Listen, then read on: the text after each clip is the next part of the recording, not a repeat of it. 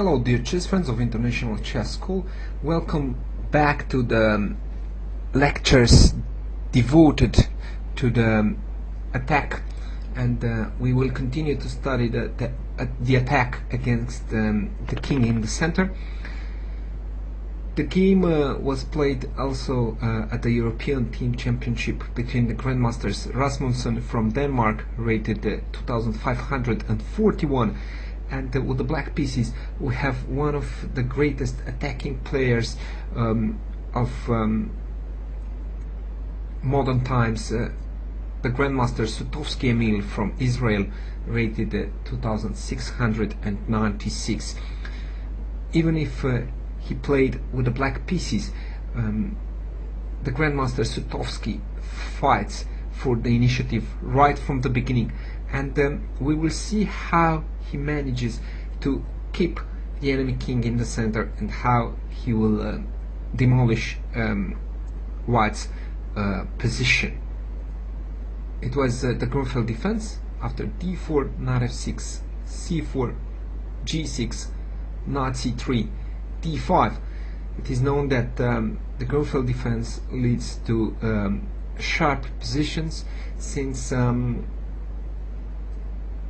Black has a lot of possibilities to undermine White's center, and at the same time he can correlate a queenside attack in conjunction with the powerful bishop from g7, knight f3, bishop g7, and queen a4 check. This is a positional line meant to disorganize Black's pieces, because Black will lose the possibility of c7, c5 in case of c6, covering the a4, e8 diagonal, and after bishop d7, which was played in the game, the queen from d8 doesn't cooperate with the bishop from g7 in attacking d4 because of this interference. But the question is if the early sortie of the White's queen is justified.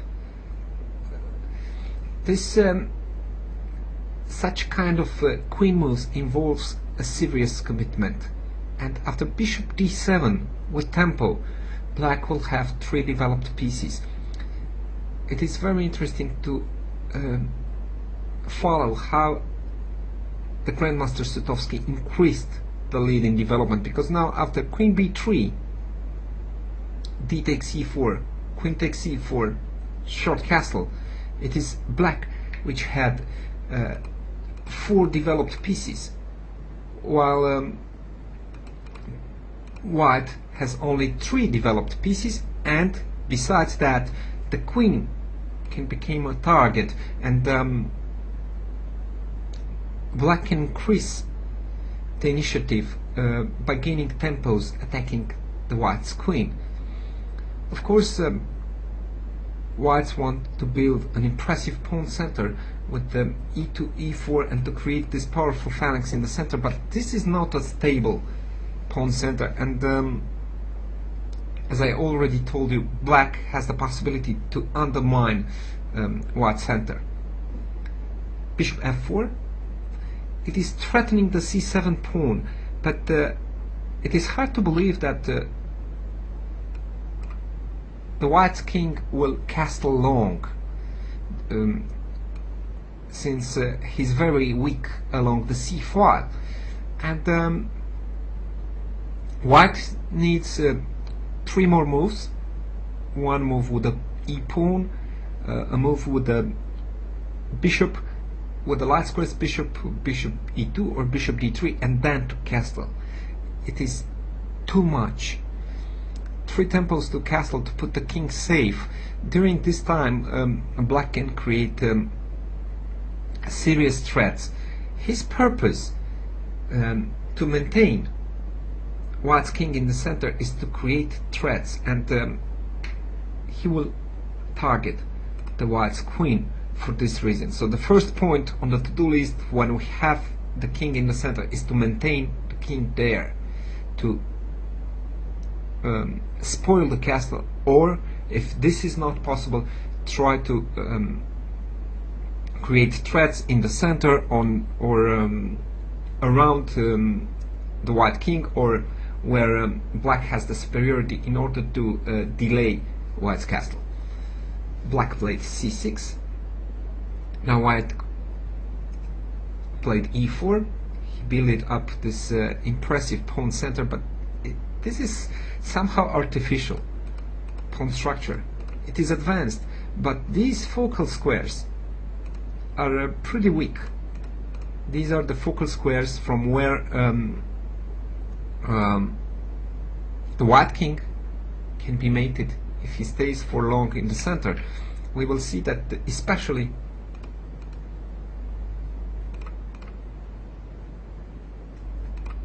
e2 and f2 are weak in this position.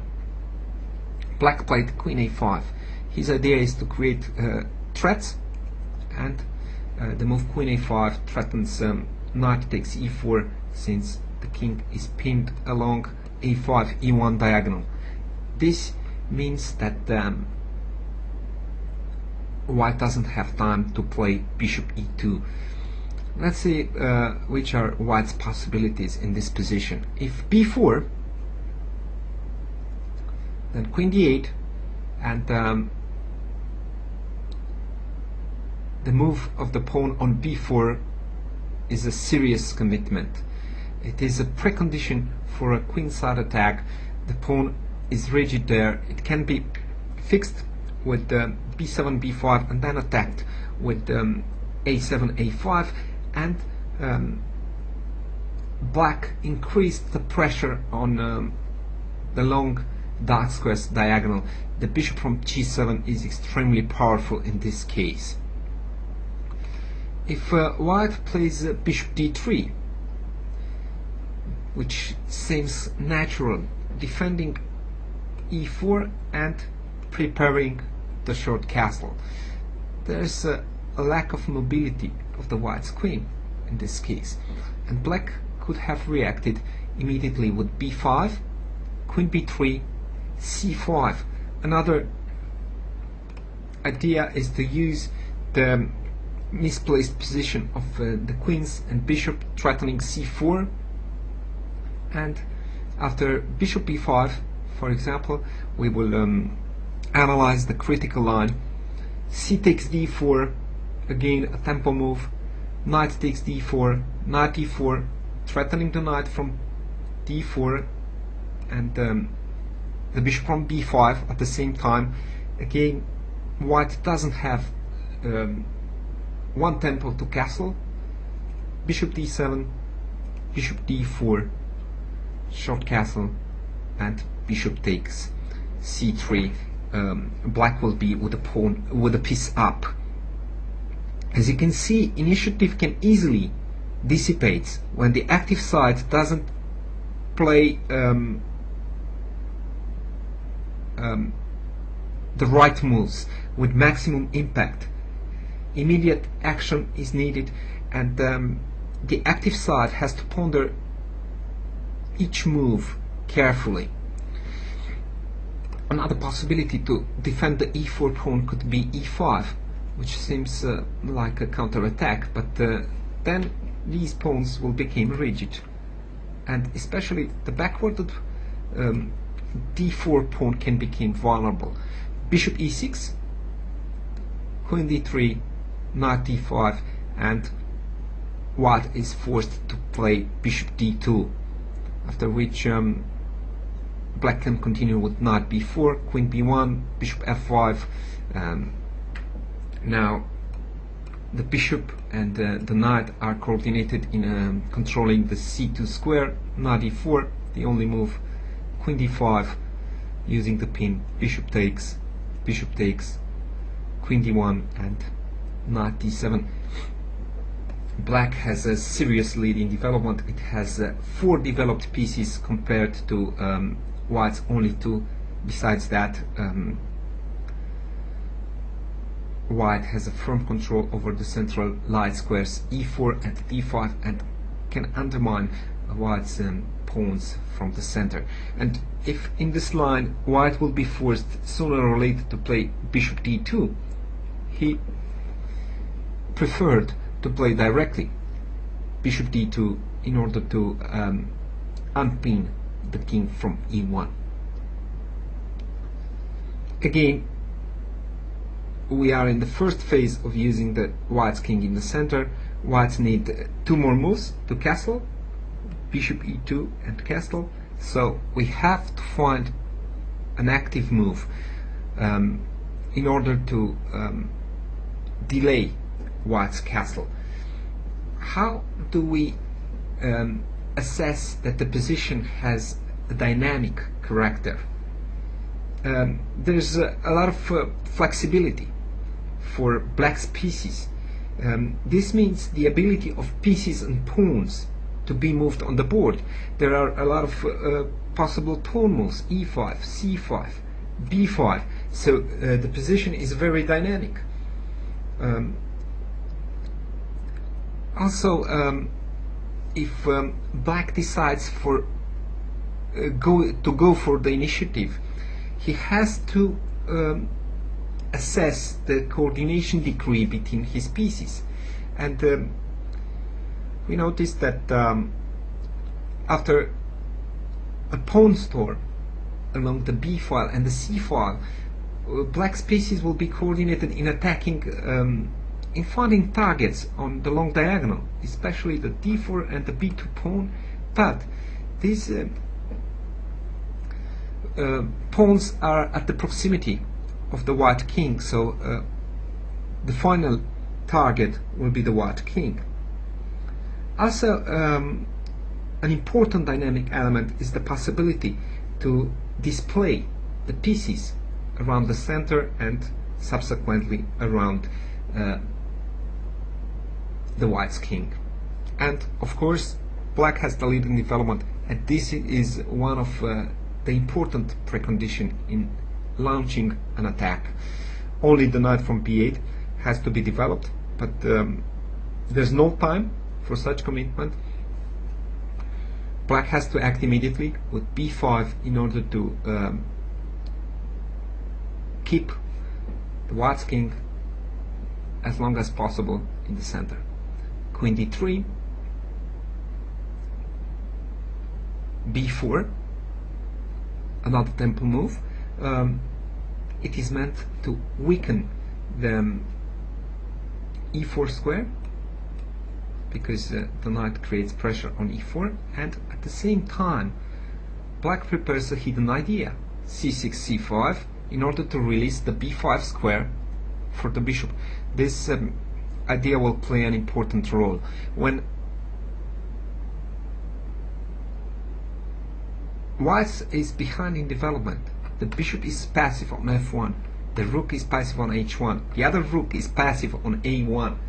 We have to try to amplify the activity of our corresponding pieces, and one of these pieces is the bishop from d7, another one is the rook from f8, and another one the rook from a8. If black manages to activate these pieces in a forced manner before white has the time to react, then black will be able to create a local forces superiority. So this idea to activate the light square's bishop is extremely important as long as white's bishop is on the initial position on f1. White played knight d1, c5, immediately trying to lengthen the long diagonal for bishop g7 and releasing the b5 square for the bishop soon. Now white took a logical decision. It is a second critical moment for white. He reacted well with bishop d2 when black first played queen a5 attacking the e4 pawn, but now he didn't took the best decision. I believe that he must create a sort of counterplay against the b4 pawn with d takes c5. Could be a good idea here. But again, black has to continue quickly. Rook d8, threatening to create a discovered attack with the bishop. Knight e3, bishop c6, queen c4, knight takes e4.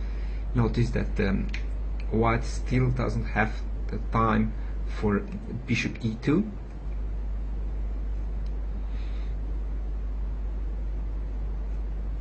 Bishop takes b4, queen a4, b3, queen a6, because the rook from a1 is hanging. Rook d1, rook takes d1, knight takes d1, queen b7, and black's attack goes on.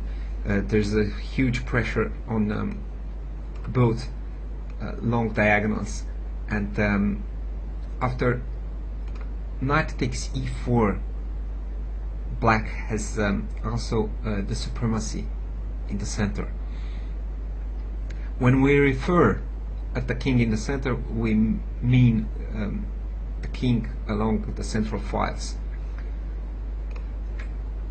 Let's see what's happening in case of bishop e2. If white simply tries to finish development to castle short and try to balance the battle. C takes d4, a tempo move. Now, of course, white can't afford to castle, since after e5 he will remain with the pawn down. Knight takes d4 and queen e5. Again, this is the kind of tempo move that black should be searching for. It centralizes the queen, it puts pressure on the knight from d4, it attacks the pawn from e4. There's a lot of potential energy behind this move.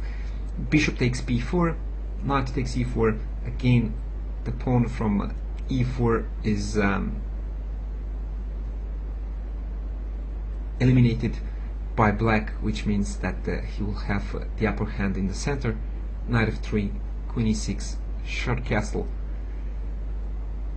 For the sake of the king, white paid a higher price. Knight c6, bishop e3, and rook a b8. Look how the rook is coordinated with the bishop, and how black managed to activate these three pieces. The rook from b8, the rook from f8 will be brought to d8 and the light squares bishop, while the corresponding pieces in white's camp remained passive. So let's return to c5, which confronts white with serious problem. Maybe e5 was the best way to react, but again, white wanted to preserve those powerful central pawns, and it is somehow unnatural to leave the d5 square for the knight. So he played d5, trying to keep e4, e5 in the backhand. But when white takes such decisions, hoping to play active with e4, e5, he has to realize that he's seriously behind in development, that black has the initiative, and he has to remove one of the attackers. And by playing d5, white doesn't threat to change none of black attackers, which means that black will be able to create a local force superiority. Again, a tempo move, e6. This is also meant to stop e4, e5 when black will simply grab the pawn from d5. Again, let's see what's happening in case of bishop e2, because this is the critical line from now on if white wants to castle.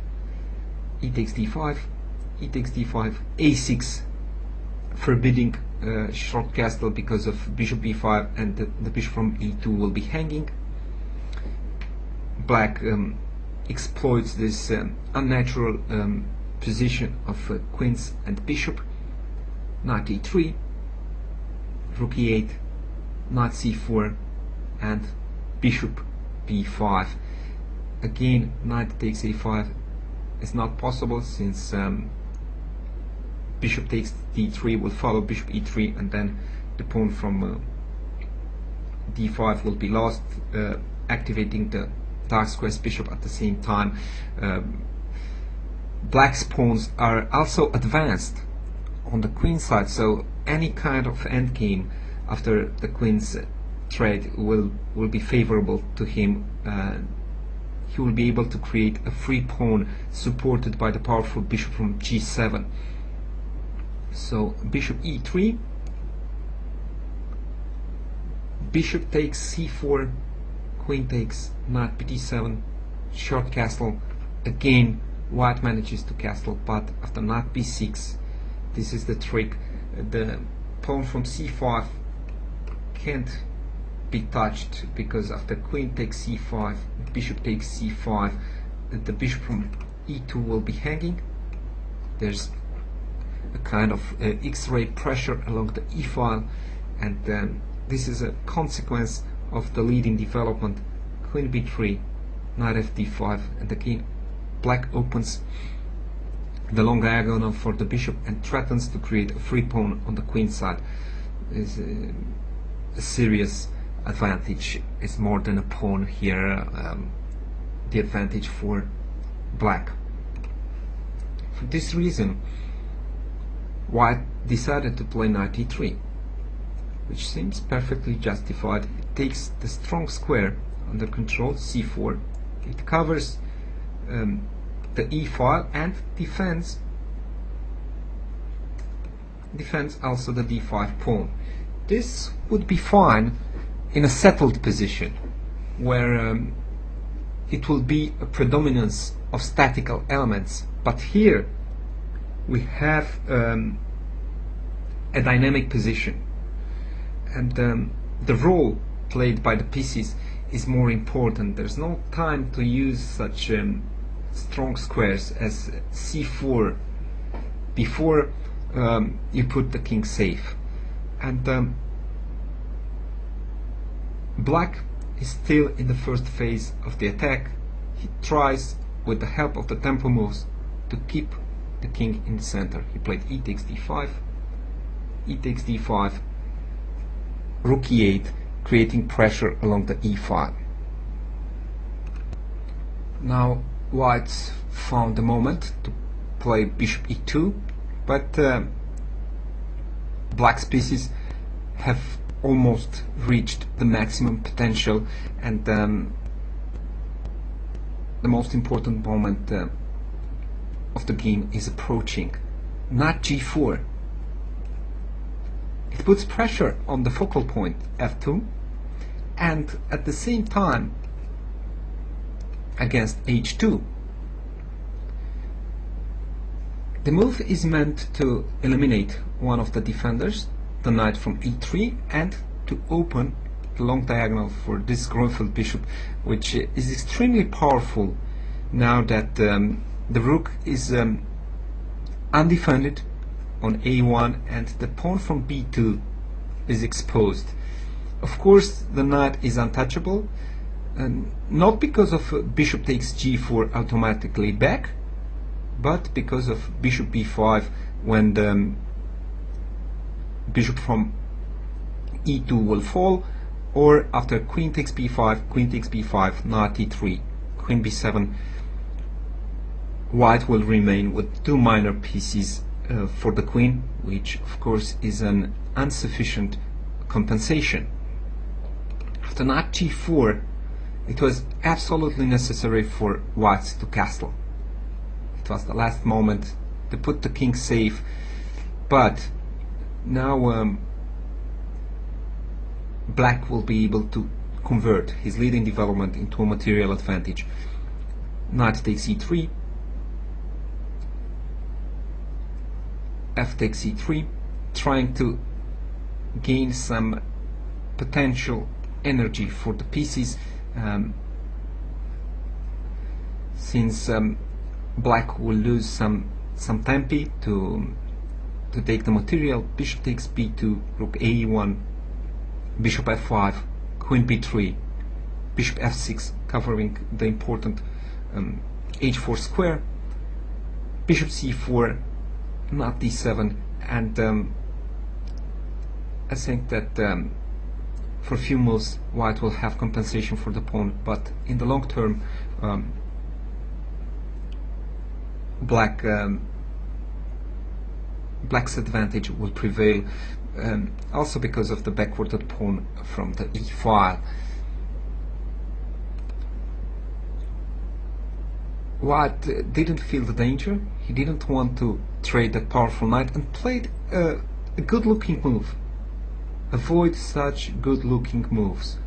Try to play with a purpose. Try to study the position, to understand the connection between the pieces. Try to see to see that the most important thing is to put the king safe. White played a natural move, which is tempo, not c4, attacking the black queen. But the problem is that black's reply will also be with tempo, and as a negative consequence of knight c4, the pressure along the e file have been increased. Black played queen a6, and now white realized that after short castle, simply bishop f5 will follow. The white's queen is surrounded and hampered by his own pieces. It has to leave the d3 position, which means that the bishop from e2 will be lost. So again is the first phase, keeping the white king as long as possible in the center. The secondary threat is bishop e5, attacking the knight from c4, which cannot be defended by b2, b3, since the rook from a1 is hanging, and neither by rook c1, since the other pawn from a2 is hanging. Against the threat of bishop e5, white played a4. I suppose that at the previous move, white hoped to have the time to chase out the knight from g4 with h3, but there's no time for it. It has to defend against the new appeared threat, the most powerful threat of bishop b5. He played a4. Bishop f5. Suddenly this was possible, since the knight from e3 no longer controls f5. Queen b3, and again the most important idea is to keep the white's king in the middle. Rook takes e2. It doesn't make a difference if black is an exchange down, because he removed the most important defender. The other rook will replace the sacrificed rook on e8, and the most important thing is that a lot of light squares, and one of them, focal squares, will be weak. In the absence of white's light square bishop, the position is already won for black. The knight from c4 is not stable, the pawn is weak, all the light squares are vulnerable. And besides that, characteristic of the weak squares is that the adjacent squares, in our case the dark squares, will be vulnerable also. How? Black will place his pieces on light squares, attacking the dark squares nearby. King e2, knight d7. Now besides, it prepares rook e8. Black is threatening knight g5 using the pin along a6 f1 diagonal. So the initiative is still rolling. The white's king lost the right to castle, is trapped in the center, but the attack is still going on and the initiative is on black's side. King e1, and now rook e8 may be the tempting move. It is winning. For example, rook e8, bishop e3,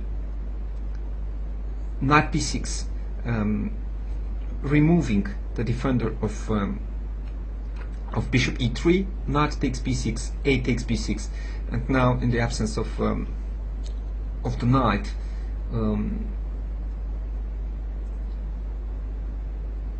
black is threatening knight takes e3, f takes e3, followed by bishop h6, and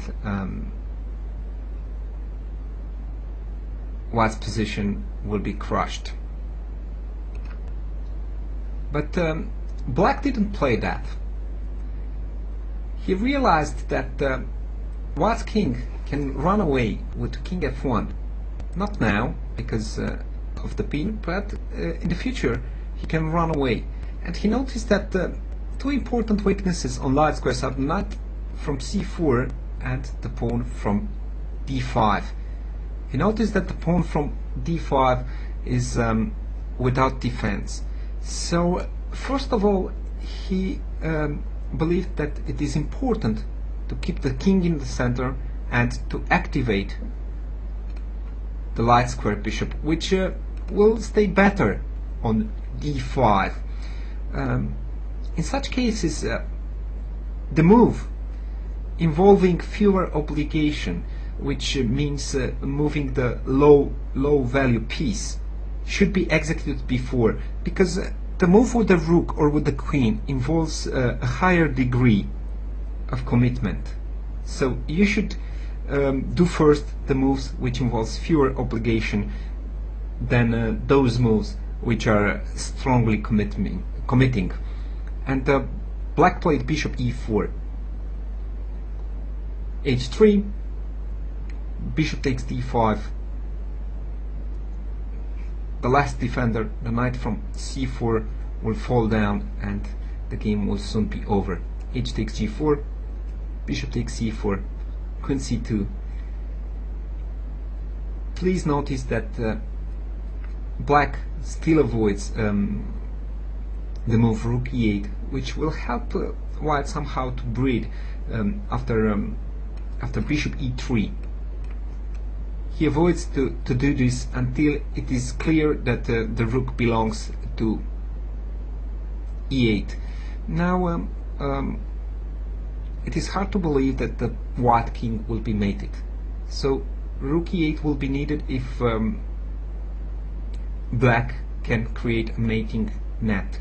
But the point of this attack was to keep the king in the center, to break the coordination between the rooks, and to gain a serious material advantage. This is possible because both white rooks are undefended, and if one of the rooks disappears, a check on the first rank will lead to the loss of the other rook.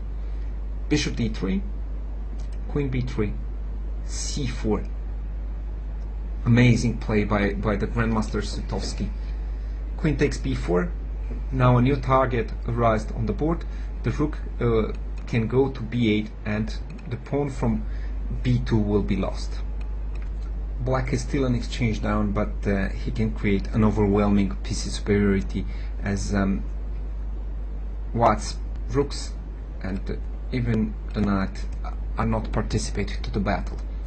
Queen e6 check, bishop e3, rook b8. These are simple moves. I won't insist much to explain each move.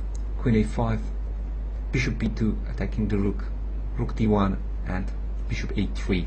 Look how important it was to transfer the light squared bishop on this diagonal. It cut the white's king to a safer place, and now the threats on dark squares will appear as long as the dark squares bishop have left the important e1 a5 diagonal. Knight d4, queen takes g4, again the threat of bishop b4 is in the air. Now the focal point f2 is heated by the queen and the bishop. Queen g5, bishop b4 check, rook d2, the only move. Of course, bishop d2 will be a blunder, since the bishop no longer defends the queen by putting the bishop on the pin. Rook d2, queen takes g5, bishop takes g5, bishop a5. This is the final phase, the final assault. Even in the absence of the queens, black is threatening mate. The rook from h1 is unprotected, so white has to cover the b file. Knight b5, a6, knight a3, a happy retreat. White saved the knight and controls b1, but we know that the mobility of the knight on a lateral file is extremely reduced. So rook b3, the rook is dominating the knight, there's no escape for the knight. Bishop e7, the only way to defend, but as a consequence, now the rook from d2 lost one defender, so black decided to attack the pinned piece one more time, and white resigned in front of the variation bishop g5, the only way to defend the rook, and rook a2. Look how, with the help of the tempo moves, the rook from b3 landed on a2, threatening the rook from d2, and he surrounded somehow the knight. The knight is attacked, rook a1 is threatened, f3, bishop takes d2, bishop takes d2, rook a1, and from an exchange down, black will end up with a whole rook.